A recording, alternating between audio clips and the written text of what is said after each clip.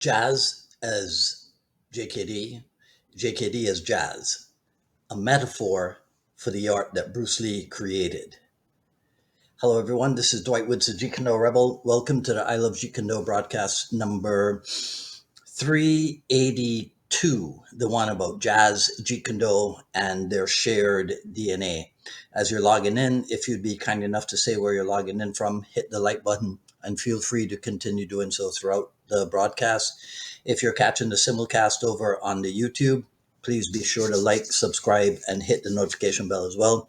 But of course, the best thing you can do is to share this video and spread the word about the I Love Jeet Kune Do broadcasts. So this is not the first time that I've talked about jazz and Jeet Kune Do on the broadcast. Way back in issue number 49, that was when I made the first connection. And then in issue number 153, I came back and riffed on it again. And here we are now. We're in the 380s and we're back to this theme. And that is exactly how jazz works. You don't play a tune once and then walk away. You could revisit it years later with new players, with a new mood, um, even with new experiences in your musical life. And now you have a new version, and every version, previous or subsequent, can say something fresh. So, for example, Dave Brubeck's Take Five. Oh, I should tell you, if you're not into music in general, if you're not into jazz specifically, today's broadcast, you could just ignore it. It's not going to make a whole lot of impact on you. Okay, right? So take Brubeck's Take Five. So on my MP3 player, I have the original studio version. I have maybe three, if not four, live versions, one with a short drum solo, one with a longer drum solo, one without a drum solo, and even different versions because the personnel of the quartet changed over the years. I have Tito Puente's uh, timbales oriented Latin jazz version. I have Val Bennett's reggae version. I have Grover Washington's again, jazz saxophone, but more of a jazz fusion take. I have Michel Camilo's solo piano take. And then I even have Carmen McRae's vocal. All those other ones I listed are instrumentals, but Carmen McRae has a vocal version. It's the same song, but each of those artists is playing the song in his or her own way. Now, for me, this is the Jeet Kune Do connection. Bruce Lee gave us, to a certain degree, the studio version. Not that Bruce Lee didn't have a live version, not that Bruce Lee could not improvise it, but essentially, Jeet Kune Do for us in the aftermath of Bruce Lee's premature death, we could consider what he did to be the studio version. His to you, I'm going to use a lot of musical metaphors, I guess. Right. So his sketches, his classes, his way of playing the tune.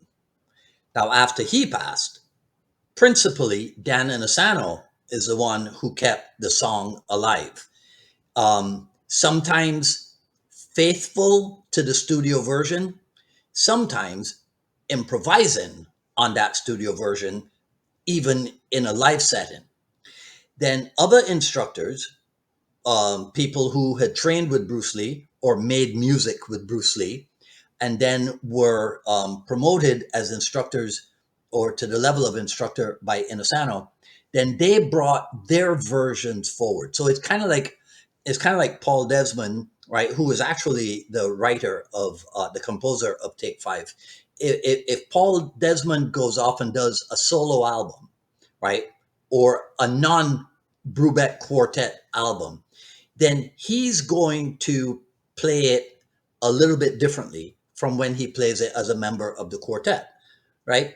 So if we extend that musical analogy or metaphor, I forget which is which, right? Chris Kent, as a student of Dan Inosanto, let's say Chris Kent emphasizes structure and precision. So that would be like a carefully arranged studio session. Now, if you take Cas Magda, because of his involvement in things like Filipino Kali and Indonesian silat and what have you, Cas might bring in a different kind of rhythm and a different kind of flavor. So it would be like Tito Puente or Michel Camilo put in a Latin jazz riff on Dave Brubeck's song. Other people will find different ways to express it as well. So that's how we ended up, in my opinion, with the so-called original versus concepts debate. But really, it's all versions of the same song. Music, jazz, maybe music, you could say, is built on, as far as I know, because I'm a self-taught musician, right? So music is built on a limited number of notes, basic structures. Jazz is also then based on a limited number of notes and basic structures, but then improvisation. Jeet Kune Do is built on a limited number of human tools, right? Limbs and the body. It's built on basic structures, guidance structures, the 5 ways of attack, stages of a technique, that type of thing. But then it is also based on improvisation, your personal use, right? Your personal freedom, let's say, in the usage of Jeet Kune Do. So the life of both arts is found in that balance between structure and freedom. So years ago, I tested this.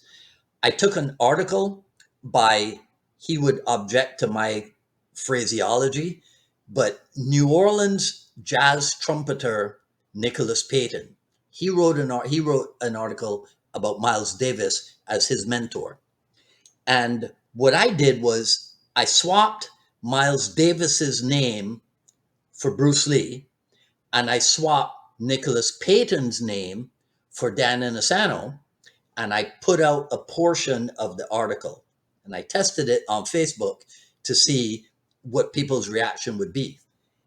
And everybody understood it. It read seamlessly, and nobody realized that it was a concoction of mine, right?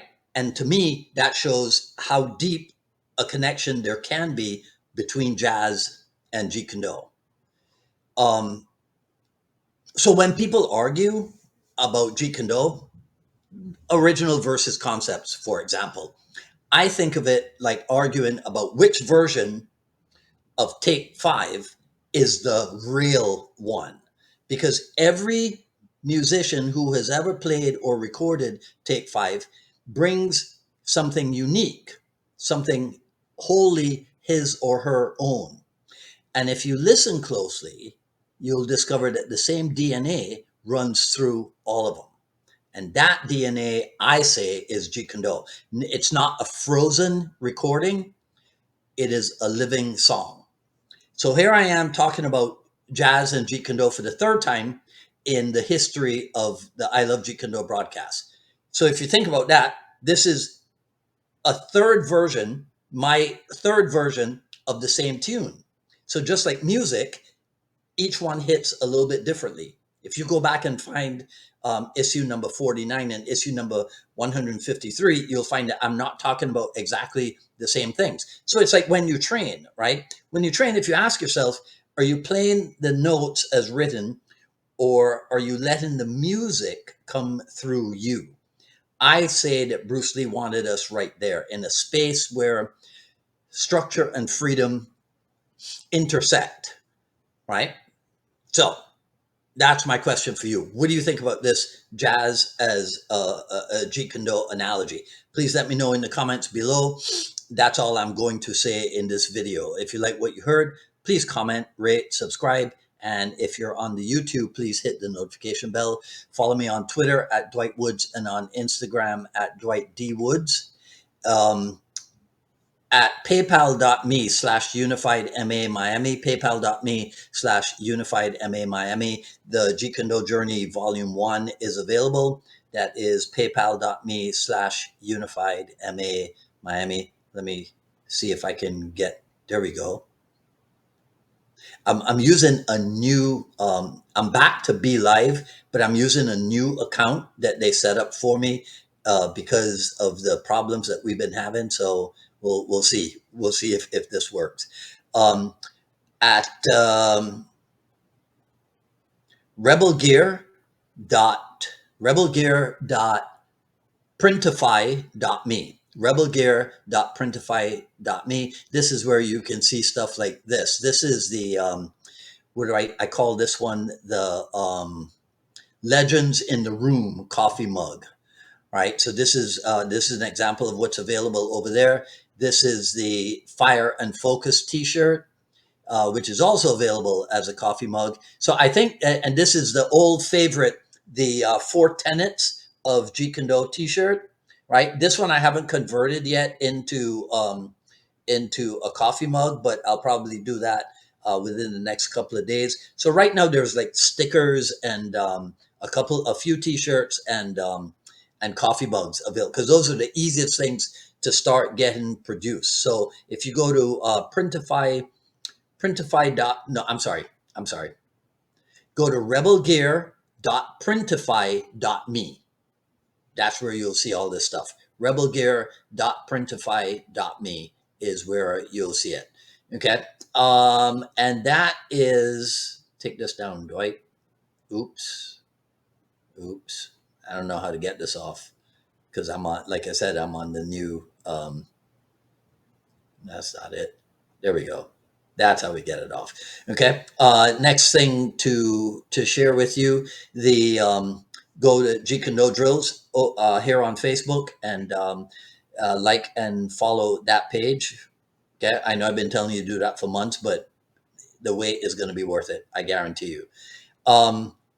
As Scorch says, and Magazine Retriever, is it Scorch? Yeah, Scorch. Scorch says in on Friday, we had such a good time. I have to admit, it was probably one of my most enjoyable episodes of the Jeet Kune Do dialogues, even though it was an Ask Me Anything.